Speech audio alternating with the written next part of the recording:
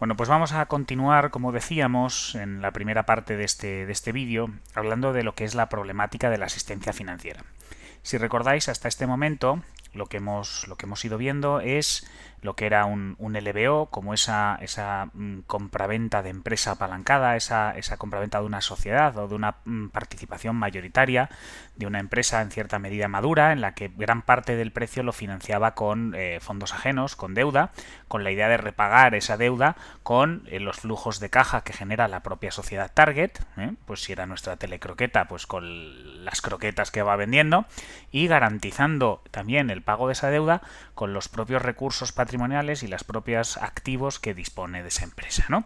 Entonces habíamos visto que esta era un poco la estructura en la que, en definitiva, lo que estábamos viendo por aquí era que teníamos pues unos accionistas, unos sponsors que suelen ser la casa de capital riesgo, que pone pues por ejemplo un 25% del precio, y luego acudíamos a unas financiaciones sindicadas, no solo a una, debido al volumen generalmente de la operación, la que teníamos por un lado la financiación senior, por otro lado la financiación mezzanine y el acuerdo entre acreedores, ¿no?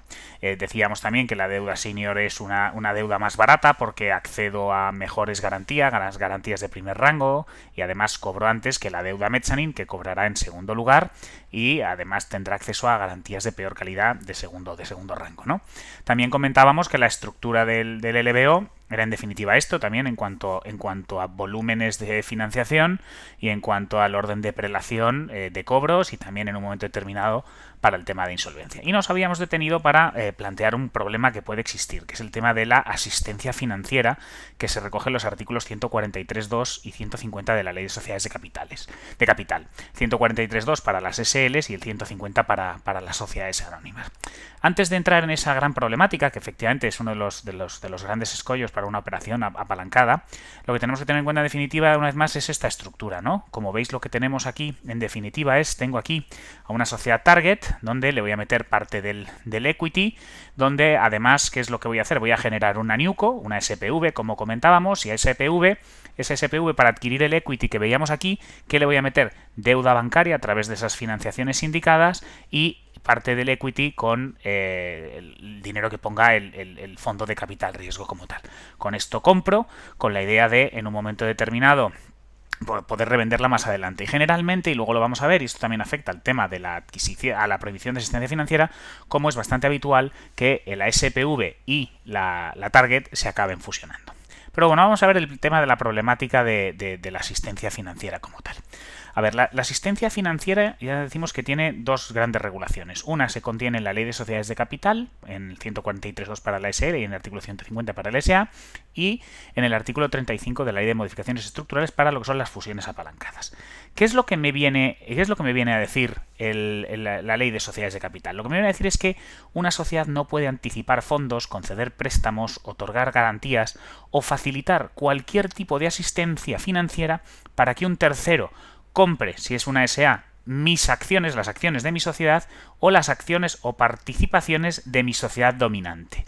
Mientras que en la SL dice algo muy parecido, pero de una manera más restrictiva, porque lo amplía a todo lo que es el tema del grupo. Viene a decir exactamente lo mismo, que se prohíbe a una sociedad que anticipe fondos, conceda préstamos, créditos, otorgue garantías o facilite cualquier tipo de asistencia financiera para que un tercero compre las participaciones de esa sociedad o las acciones o participaciones de cualquier sociedad del grupo. Entonces, esta prohibición de asistencia financiera, ¿en qué se basa? Ya os digo que no es homogénea en toda Europa. En otros países como en Reino Unido se permiten determinadas circunstancias, pero aquí se establece expresamente una prohibición, una norma imperativa, y si se vulnera, la operación es nula de pleno derecho, con las consecuencias que eso puede tener. Entonces, ¿qué es lo que tenemos que tener en cuenta en relación con la prohibición de asistencia financiera? Lo que pretende es proteger el principio de integridad del capital social de las sociedades de capital. Recordemos que el capital, al final, es la cifra de garantía de mis acreedores. Por lo tanto, con un ejemplo muy claro, vais a entenderlo. Si yo tengo una sociedad en la que tiene un capital social 100 y esa sociedad acuerda dar pues un préstamo de 10 a un tercero para que ese tercero le compre a alguno de los socios por valor de 10 en la sociedad, realmente estoy aguando o diluyendo mis recursos propios. En vez de tener un capital social de 100, lo que estoy haciendo es darle a un tercero parte de mi capital para que compren mi capital. Y por lo tanto, en vez de tener un capital social de 100, lo que tendría sería un capital de 90. Eso que se ve muy fácil en un préstamo no es tan fácil cuando hay operaciones de por medio de adquisiciones apalancadas de empresas con financiaciones y garantías. Entonces yo el consejo que les suelo dar a mis alumnos, y ahora vemos este detalle que tenemos aquí, esta gráfica que yo creo que se entenderá bastante bien, el consejo que les suelo dar a mis alumnos es, mirad, si hay una operación de compraventa de empresas, hay una financiación y hay un paquete de garantías, y en la mayoría de los casos lo va a haber, por favor mirad que no exista, que no se vulnere la prohibición de asistencia financiera. Y aquí lo vamos a ver muy sencillamente. Mirad, ¿qué es lo que tenemos? Tenemos el fondo de capital riesgo que ha constituido una SPV, una NewCo, para comprar el 75% de una target. Y ese 75% de la target, pues imaginemos que vale los 100 millones de los que hemos hablado en otras ocasiones, imaginemos que esos 100 millones, 25 los meto a través de la NewCo, a través de capital social que meto en la NewCo, y el 75% restante con financiaciones sindicadas. Puede ser una financiación senior aquí y una financiación mezzanine. ¿Qué es lo que va a ocurrir? Que los bancos, por el hecho de darme dinero a NewCo para comprar target, pues por supuesto, aparte de pedirme que les devuelva el dinero con intereses, me va a pedir garantías. Entonces, ¿qué garantías puedo darlos? Pues mirad, fijaos, en este caso tenemos una target, si queréis nuestra famosa Telecroqueta. Telecroqueta tiene dos filiales, una es una SA, la otra es una SL. La SA tiene un inmueble y tiene una colección de arte, y la SL tiene una fábrica y un avión.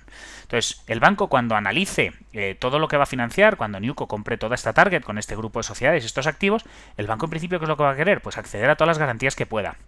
¿Va a querer una prenda de acciones o participaciones sobre Target? Por supuesto. ¿Va a querer una prenda de acciones sobre la SA o sobre las participaciones de la SL? También. ¿Querrá acceder a la hipoteca del inmueble o a una prenda sin desplazamiento posesorio de la colección de arte? O vaya usted a saber, una hipoteca también sobre la fábrica o una hipoteca mobiliaria sobre el avión. En principio, claro que va a querer todas esas garantías. Lo que ocurre es que solo la que tenemos aquí en verde, solo esta no vulnera la prohibición de asistencia financiera. Y lo vamos a entender de manera muy sencilla. Cuando empezábamos a explicar todo esto, os ponía el ejemplo de que una adquisición apalancada de empresa se parece muchísimo a la compra de un edificio de oficinas que tiene flujos de caja. Aquí, en definitiva, es lo mismo. Una NewCo está comprando una Target que tiene flujos de caja, nuestra Telecroqueta vende croquetas, y con eso quiero repagar la deuda, ¿no? Quiero repagar la deuda. Entonces, ¿qué es lo que me va a ocurrir? Que yo puedo dar como garantía efectivamente la sociedad Target. ¿Por qué? Porque en ese caso, la prenda sobre las acciones o participaciones de la sociedad Target es el objeto de la garantía. Es pasiva, es decir, Target no actúa. Soy yo, NewCo, como propietario de las acciones o participaciones, quien doy la garantía sobre esos activos. ¿Qué es lo que ocurre? Puedo tener la tentación, por el hecho de que ya controlo el 75% de la target y tengo mayoría para adoptar cualquier decisión, puedo tener la tentación de decir, pues como controlo la target, entonces puedo forzar con mis mayorías a dar una garantía con la prenda de acciones de la SA, la prenda de participaciones de la SL, y además puedo también, como controlo el 100% de esas dos, puedo obligarles a hacer una hipoteca del inmueble, una prenda sin desplazamiento posesorio de la colección de arte, una hipoteca sobre la fábrica y una hipoteca mobiliaria sobre el avión. ¿Qué es lo que ocurre? Que en ese momento Target ya no es pasiva. Estoy obligando a Target a hablar, estoy obligando a Target a dar garantías, y entonces es en ese momento cuando estoy vulnerando clarísimamente la prohibición de asistencia financiera, y por lo tanto esto sería nulo de pleno derecho.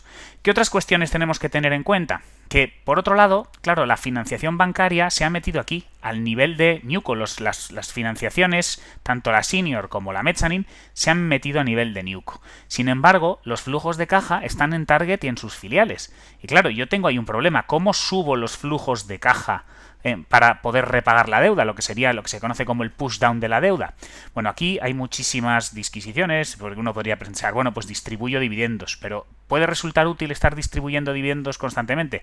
Bueno, pues hago una reducción de capital con devolución de aportaciones. ¿Hasta qué punto eso no es una distribución de dividendos? Pues disuelvo y liquido las sociedades y lo subo todo a NewCo. Bueno, pues eso tiene un coste fiscal importante. Entonces, ¿cuál es la solución que se suele dar a esta problemática? Bueno, pues lo que se hace es que se fusionan NewCo y Target. De esa manera consigo dos cosas. Una, pongo al mismo nivel la deuda y los flujos de caja. Y dos, ya se elimina como tal la prohibición de asistencia financiera fijada en los artículos 143.2 y 150 de la Ley de Sociedades de Capital. Es más, podría fusionar NewCo con todas las sociedades, ¿no? Pero aquí ha habido siempre grandes debates, ¿no? Esto no es al final una manera, un fraude de ley, una manera de utilizar una norma de cobertura, la norma de la fusión, para saltarme otra que es la de prohibición de asistencia financiera. Bueno, sobre eso hubo muchísimo debate. A la conclusión a la que llegaron la mayoría de los autores y también la jurisprudencia fue que no había ningún problema en la fusión. ¿Por qué? Porque al final la fusión también protegía el principio de integridad del capital social porque tiene o facilita un derecho de oposición a los acreedores. Es decir, aquellos acreedores que no estén de acuerdo con la fusión se pueden oponer, se garantiza su crédito y sale adelante. Aún así, esto no dejó de ser controvertido y cuando se aprobó la Ley de Modificaciones Estructurales del año 2009 se incluyó, copiando el modelo italiano, la fusión apalancada. La fusión apalancada que se recoge en el artículo 35 de la Ley de Modificaciones Estructurales. Y lo que me viene a decir es que si se ha producido una operación de este tipo, con un grandísimo apalancamiento, tengo que cumplir requisitos adicionales. Entre otros, además del típico informe de expertos, necesito un informe de experto para valorar si hay o no asistencia financiera en la operación. Y luego es verdad que me obliga a proponer un plan de negocio para ver cómo se va a repagar esa deuda que se ha generado en los 3 años previos para realizar esta operación, ¿no? Hay un gran miedo a que ese endeudamiento excesivo que se produce en una operación de LBO pueda llevar a concurso de acreedores en un momento determinado a la sociedad. Por lo tanto, este es un tema muy bonito a tener muy en cuenta y para rematarlo un poco yo os diría que si veis una adquisición de empresa en la que hay gran endeudamiento y además se establece un paquete de garantías, por lo menos mirad si hay prohibición de asistencia financiera o no. Que lo miren, ¿de acuerdo? Bueno, pues dicho lo anterior, rematamos ya los LBOs, nos metemos ahora en sede de fusiones. Como os he comentado en la primera parte de este vídeo, las fusiones queremos realizar un curso específico sobre ellas, pero es verdad que es una tipología de adquisición que no debemos olvidar. De hecho, muchos departamentos, tanto de banca de inversión como de despachos, te hablan de M&A, de Mergers and Acquisitions, de fusiones y adquisiciones, ¿no? Las fusiones, ¿qué cosas tenemos que tener en cuenta? Mirad, están reguladas en la Ley de Modificaciones Estructurales, en los artículos 22 a 67, y hay distintas tipologías de fusión. ¿Pero qué es una fusión? Bueno, en virtud de la fusión, dos o más sociedades se integran en una única sociedad, transmitiendo en bloque sus patrimonios, una transmisión universal, y atribuyendo a los socios de las sociedades que se extinguen acciones o participaciones de la sociedad resultante, que puede ser de nueva creación o una de las sociedades que se fusionan. En definitiva, ¿qué nos encontramos? Tres grandes tipologías de fusión, aunque hay más, pero la fusión por absorción, en la que A se come a B, B desaparece y A pues engorda porque se ha comido a B. Fusión por creación, donde tengo las sociedades A y B desaparecen, se integran en una nueva sociedad que es C y, bueno, pues se integran allí todos los socios. Y luego las fusiones especiales, donde podemos encontrar, por ejemplo, la fusión apalancada de la que hemos hablado del artículo 35 de la Ley de Modificaciones Estructurales, o fusiones simplificadas en las que, bueno, pues se quitan una serie de requisitos, como informes de expertos independientes, si yo tengo, por ejemplo, una sociedad A que tiene el 100% de la sociedad B. Bueno, pues esas fusiones son simplificadas, son muchísimo más sencillas. En cualquiera de los casos, lo que tenemos que tener en cuenta en sede de fusión es lo siguiente. Se caracteriza por 3 notas. 1. La sucesión universal. 2. La integración de los socios de la sociedad absorbida como socios de la sociedad absorbente. Y 3. La extinción de la sociedad absorbida. Por otra parte, es muy importante de cara a este tipo de operaciones que tengamos en cuenta 2 cuestiones. 1. Observemos si esa fusión no puede afectar a temas de competencia. Por lo tanto, analicemos los mercados y veamos si tenemos que notificar esa operación de concentración, bien a la Comisión Nacional de los Mercados y la Competencia aquí en España o a la Comisión Europea en efectos europeos como tal, ¿no? Y por otro lado, este tipo de operaciones es muy importante que intentemos acogerlas al régimen de neutralidad fiscal que se establece en el capítulo séptimo del título séptimo de la Ley 27/2014 del Impuesto de Sociedades. ¿Por qué? Porque de esa manera se consigue un diferimiento, no aflora ningún impuesto, se congelan los valores, se congelan las antigüedades y por lo tanto se permite de mejor manera que se lleven a cabo este tipo de operaciones. Pero bueno, son cosas que veremos en otro curso, como ya hemos comentado. En cualquier caso, ¿cuáles son las etapas habituales en una fusión? Lo primero que se suele realizar es un proyecto de fusión que aprueban los administradores de las sociedades que participan en la fusión. ¿Qué ocurre? Los administradores tienen que insertar ese proyecto común de fusión en la web de cada una de las sociedades que participan en la operación. Ahora bien, pueden seguir depositando, como se hacía antiguamente y con carácter voluntario, un ejemplar del proyecto común de fusión en el registro mercantil correspondiente a cada una de las sociedades que participan. ¿Qué ocurre? Se publica en el boletín oficial del registro mercantil el hecho de la inserción en la web o del depósito de dicho proyecto. Además, ¿qué nos vamos a encontrar? Pues habrá que ver el tipo de fusión, pero la elaboración de informes de expertos independientes sobre las valoraciones de aportaciones no dinerarias en un momento determinado. A continuación habrá que convocar a las distintas juntas de las sociedades. ¿Para qué? Para que aprueben o no la fusión.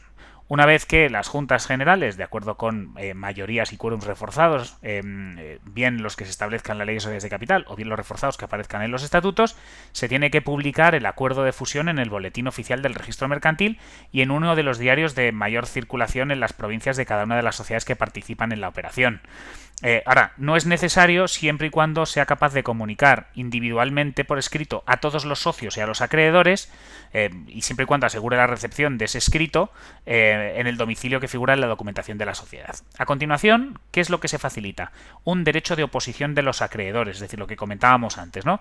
Este derecho de oposición lo que garantiza es, bueno, en definitiva, oye, no estoy de acuerdo, no me gusta esa fusión. Bueno, pues entonces la fusión, manifiestas tu derecho de oposición, tienes el plazo de un mes para oponerte, y si te opones, la fusión no tiene por qué paralizarse si son capaces de garantizar mi crédito como tal, ¿no? Una vez que pasa el plazo de oposición de un mes, a continuación lo que se hace es que se otorga la escritura pública y a continuación se presenta en el registro mercantil para que se inscriba esta operación. Es verdad que aquí estamos simplificando muchísimo y una vez más me remito al curso de fusiones que vamos a preparar para que podáis entender mejor cómo funcionan las fusiones. Y por último, y como os comentaba, queremos tratar, aunque sea también de manera somera, qué ocurre en el caso de que me enfrente a una compraventa de una sociedad cotizada.